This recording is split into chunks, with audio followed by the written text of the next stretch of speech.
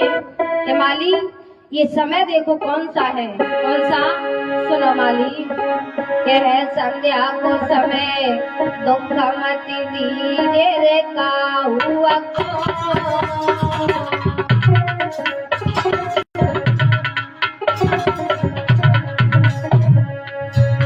और तो समन आवे द्वार बैठना दीजे बाहुआ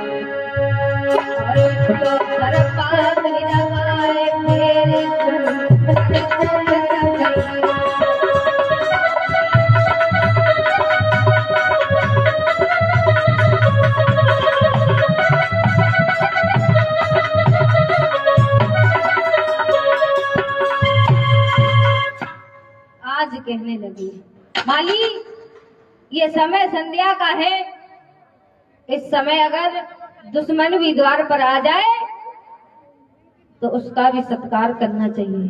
कहने लगे ठीक है महाराज। आज माली वापस आता है। इधर सवेरा हुआ, महाराज ने सभी सिपाहियों से कहा तैयार हो जाओ, मेरे पांचों हथियार लाओ। घोड़ा को तैयार किया, चले हैं बगिया की तरफ और सभी सिपाहियों से कहा कि अगर किसी के साइड से सूकर निकल गया, किसी के बीच से सूकर निकल गया तो उसकी जान ले ली जाएगी। राजा हरिश्चंद्र ने तेरी बात बोल दी। सभी सिपाही खड़े हो गए। आज महाराज तीर चलाने लगे। कैसे? अरे पुण्य पुण्य तीर महाराज चलावा,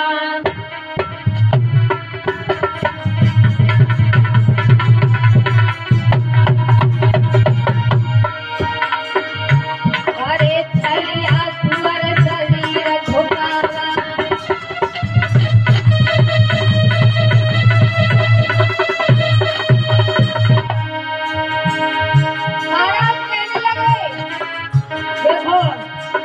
निकल न जाए। अरे जुगल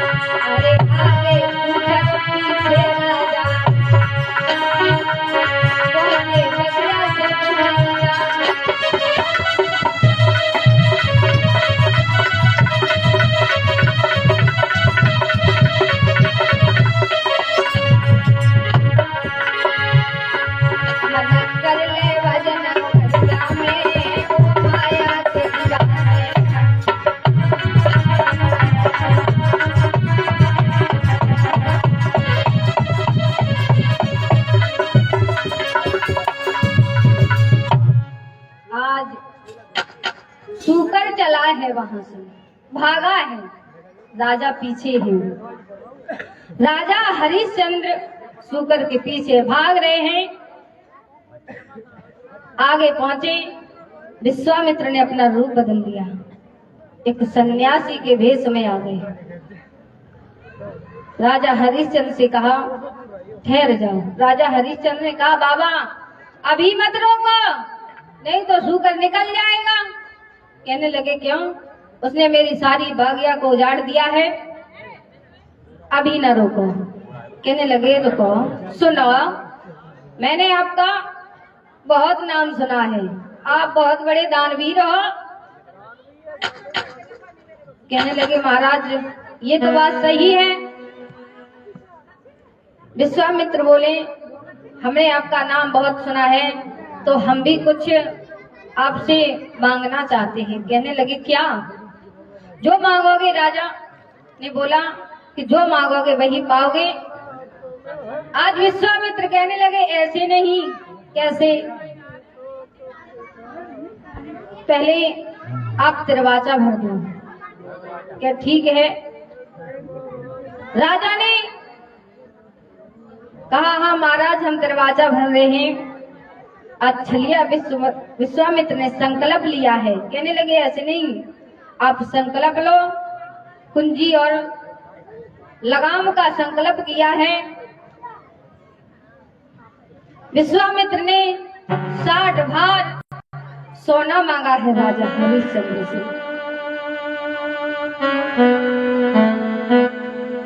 पहले ही कुंजी और लगाम ले ली। कहने लगे महाराज दरबार में चलो, आपको 60 बार सोना वही देंगे। कहने लगे ठीक है। ले गए, दरबार में ऊंचे आसन पर बैठाए। आज राजा ने खजांची को इशारा दिया है। कैसे? राजा ने खजांची बुलवायो, आज्ञा दई सोना लाने की। और विश्वामित्र ने सारे में और कही गई बात ठिकाना।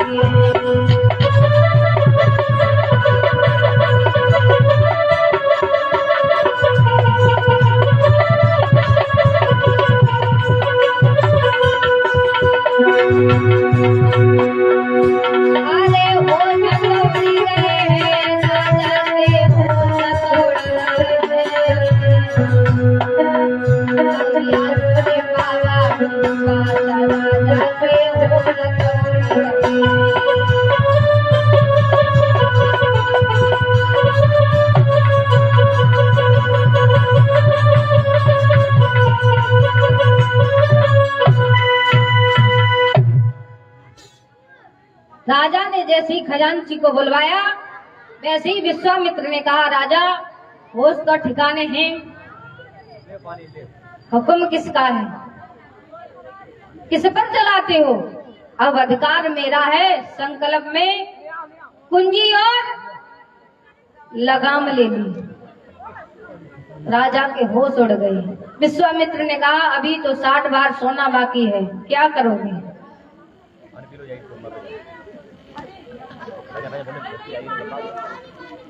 है का सुस्ती आ रही है?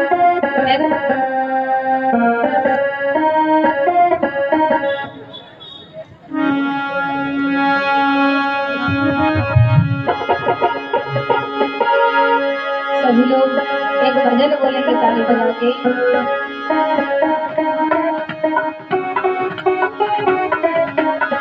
ऊंचे ऊंचे हाथ उठा के और ना बोलने का मुंह न बोलेंगे। मोहन तेरी ऊंची अटरिया, मिलनों कैसे हुए, मिलनों कैसे हुए।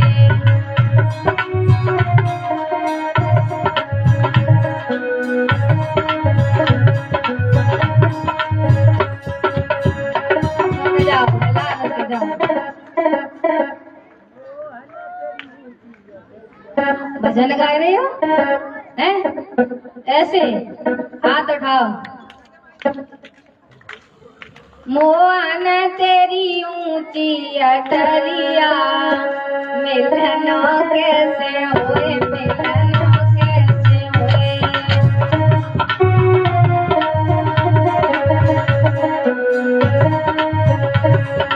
और सुनना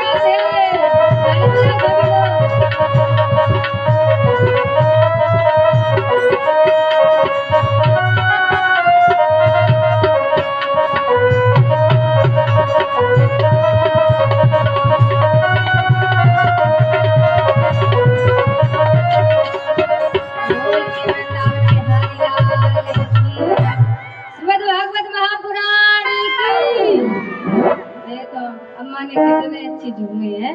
और ये देखो नई नई बैठी घूंघट मारे, ये ना सुने। ये नहीं सुनवा हवाई दुबई में होती। और बोल ले, पर ऐसे नहीं बोले, जब तक तुम खड़ी नहीं हो जाओ तब तक नहीं बोले। हैं?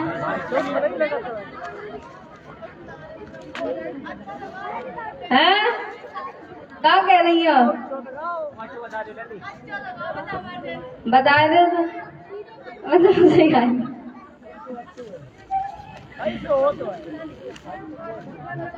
है। बोली वृंदावन बिहारी लाल की।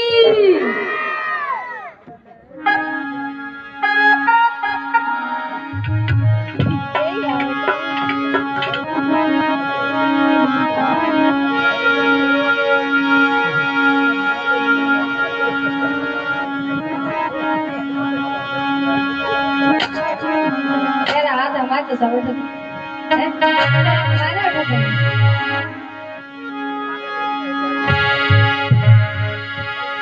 किनी बारिया जो काले गोरी तेरे अंगना में नीलरिया जो काले गोरी तेरे अंगना में।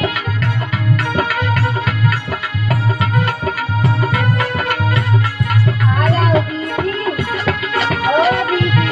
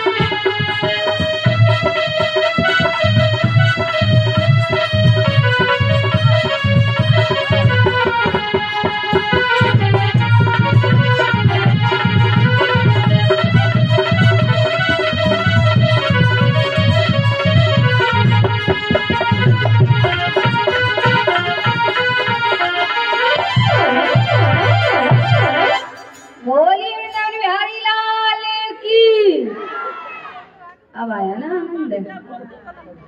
हाँ? देख लियो ना। हाँ, इधर हरियर किनारे बैठे व्यास नंदन श्री सुखदेव जी समझा रहे, हे राजन परीक्षित, विश्वामित्र की इतनी बात सुनी। आज राजा हरिश्चंद्र कहने लगे, महाराज हम अपनी पत्नी से और पूछ लें।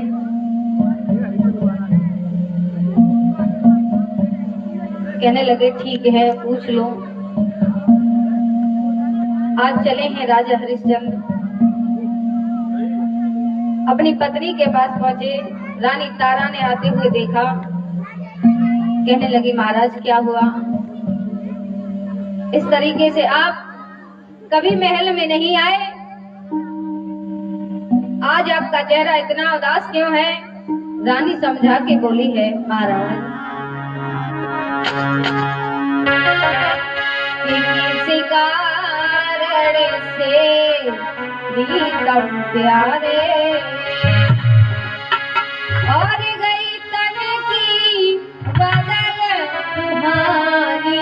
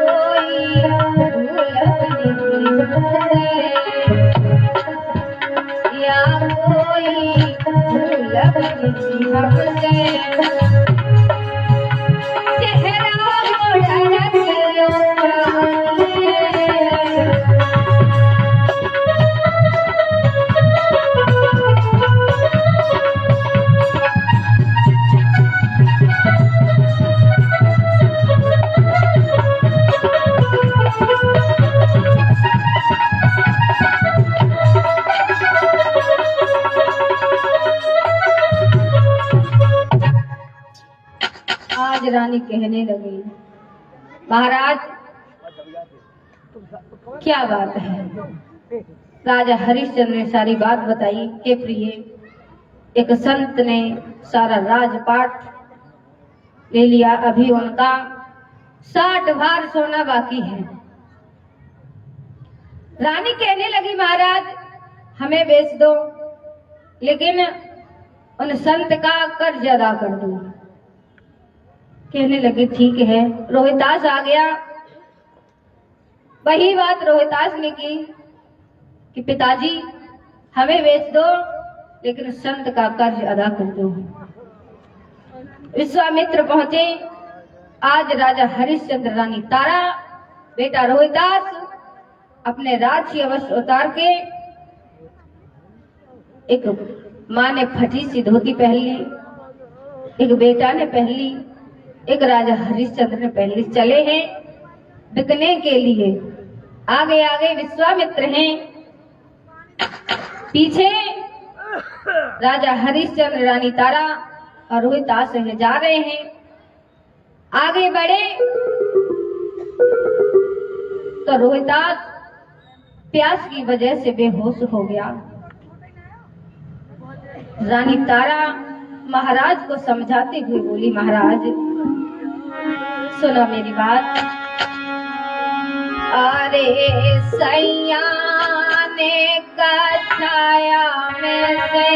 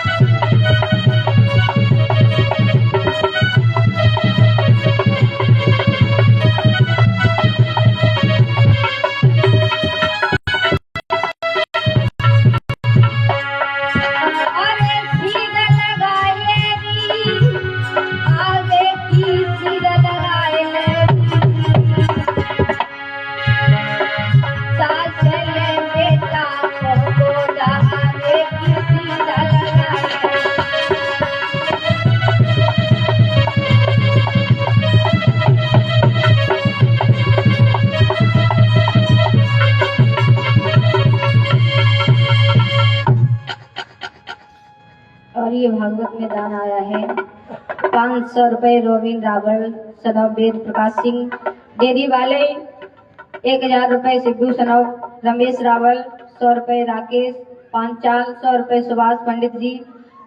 ये भागवत में दान करें। प्रभु से ही कामना है मुरलीधर कन्हैया इन्हें हमेशा धर्म की तरफ आगे बढ़ाए रखना, घर में भंडार भरे रहे, तो से हमारी ही विनती है। बोली वृंदावन बिहारी लाल की। इधर चले हैं, महाराज ने रानी को समझाया, रानी बेटा को गोद में उठा लो और चलो। विश्वामित्र ने समझाया, पानी पिला दो, बच्चा बेहोश हो गया। थोड़ी देर में रोहितास को होश आया, कहने लगे महाराज हमें पानी की जरूरत नहीं है, क्योंकि हम खुद ही पानी पानी है। आगे बढ़े, काशी में पहुंचे, आवाज लगाई, काशी के लोगों 3 प्राणी बिकने के लिए आए हैं, कोई लेना चाहे तो ले सकता है। तीनों का 20-20 बार सोना है। एक वैश्य आई, उसने रानी का मोल किया। रानी रोने लगी, महाराज किसी और के हाथ में दे देना, लेकिन वैश्या के हाथ में हमें मत बेचो। प्रभु की ऐसी कृपा हुई, उस वैश्या को ततैया लगी, भागी वहां से। इधर पंडित और पंडितानी आए, उन्होंने रोहितास और मैया का मोल किया है, तो दोनों का 40,000 सोना बताया। जब उन्हें खरीद लिया, रानी कहने लगी महाराज हम जब तक नहीं जाएंगे जब तक आपका मोल नहीं होगा। राजा हरिश्चंद्र को लेने के लिए कालू मेहतर आया, 20,000 सोना दिया, कालू मेहतर को ले लिया। आज चले हैं, आज तीनों प्राणी बिछड़ गए काशी से। मैया को लेके, बेटा को लेके पंडित और पंडितानी अपने घर पहुंचे। कालू मेहतर हरिश्चंद्र को ले आया। धीरे धीरे समय व्यतीत हुआ। राजा रह रहे हैं, कालू मेहतर के यहाँ पानी भर के लाते हैं, गलियां साफ करते हैं। आज ऐसा समय है, बताया है किसी ने, लिखा है किसी कवि ने, क्या सदा दिन एक से किसी के न गुजरते थे।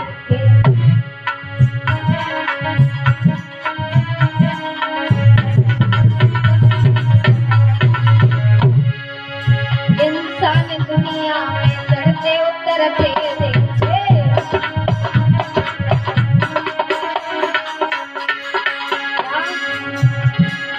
जिन लोगों मौन भूखा भोजन कभी पाया नहीं,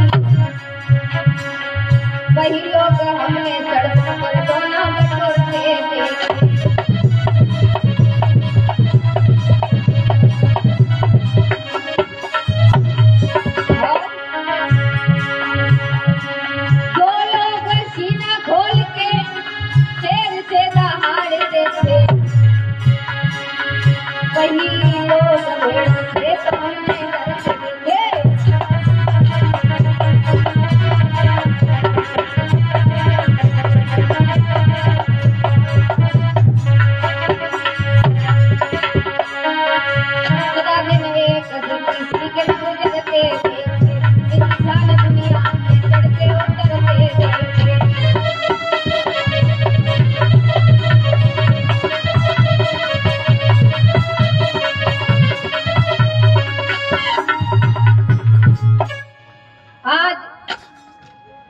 राजा हरिश्चंद्र कालू मेहतर के यहाँ काम कर रहे हैं। रानी पंडित और पंडितानी के यहाँ काम कर रहे हैं। समय धीरे धीरे व्यतीत होने लगा। इधर राजा एक दिन कालू मेहतर ने कहा जाओ पानी भर के लेके आओ। राजा चले हैं पानी भरने के लिए। जब पहुंचे हैं तट पे पानी भरने लगे, घड़ा उठा रहे हैं लेकिन नहीं उठ रहा है, बड़े परेशान हैं। कहने लगे शरीर में इतनी ताकत नहीं है जो घड़ा उठा ले। उधर रानी तारा चली है नीर भरने के लिए उसी सरयू तट पर। जब चली पहुंच गई, देखा कि रानी आ रही हैं। रानी से कहने लगे रानी मेरी गगरिया उठवा दो, घड़ा उठवा दो मेरा। रानी कहने लगी महाराज आपके हाथ में घड़ा मेहतर का है, मेरे हाथ में घड़ा पंडित का है, मेरा धर्म घट जाएगा। आप जल में घुसो और घड़ा उठा लो। आज राजा समझाने लगे हैं रानी को, कहने लगे रानी सुनो मेरी बात। हो रानी मेरो दुर्बल भयो शरीर मेरो बड़ो घड़ा।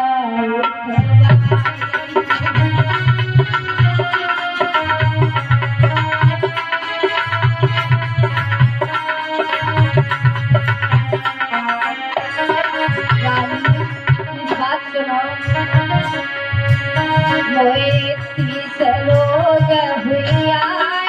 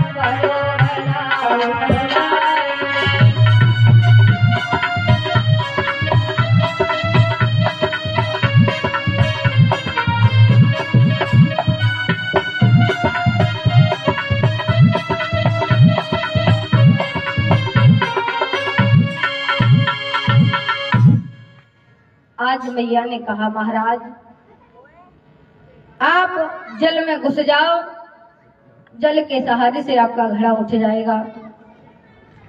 महाराज जल में घुसे, घड़ा उठा लिया, आगे बढ़े, पैर फिसल गया, घड़ा फूट गया। महाराज वहां से चले आए, रानी तारा ने अपना घड़ा भरा और चली आई। जब चले आए, कालू मेहतर ने कहा भर लाए जल। कहने लगे महाराज मेरे हाथ से घड़ा छूट गया, हम जल नहीं भर के लेके आए। कालू मेहतर ने कहा अगर जल का काम नहीं हो रहा है तो जाओ आज से मरघटिए का काम करो, हाथ में लाठी ले लो, एक कम्बल ले लो, जाओ। इधर रानी पहुंची है जल भर के। जब पहुंच गई उधर पंडित ने कहा अपने बेटा को भेज दो, फूल बाग से फूल तोड़ लाए, पूजा करेंगे। रानी ने बेटा को बुलाया, कहा जाओ फूल तोड़ के लाओ। रानी ने बेटा को भेज दिया, बेटा ने हाथ में छबरिया ली, बाग में पहुंच गया, फूल तोड़े। इधर विश्वामित्र ने एक और परीक्षा ली, एक फूल में जाके नाग बन के बैठ गए। बेटा ने जैसे ही हाथ बढ़ाया उस बेटा को अंगुली में डस ली, बेटा बेहोश होकर गिर पड़ा। और वहां से विश्वामित्र चले और पहुंचे काशी में। कहने लगे काशी के लोगों, किसी माई का लाल बाग में बिलख रहा है, किसी सर्प ने डस लिया है। मैया ने इतनी बात सुनी, रोने लगी, पंडित के पास पहुंची, कहने लगी महाराज मेरा बेटा फूल बाग में फूल लेने गया है, किसी विषियर ने डस लिया है, आज मां रो रही है। पंडित ने कहा जाओ काम करो, सारा घर का रोटी बनाओ, पूजा करो, उसके बाद चली जाना। घर का सारा काम किया है। माँ फिर भागी पंडित के पास, कहने लगी महाराज आज्ञा दे दो। पंडित ने कहा ठीक है चली जाओ, लेकिन जल्दी लौट के आना। आज माँ वहां से भागी और पहुंची है फूल बाग में। कैसे लागत ही वैसाख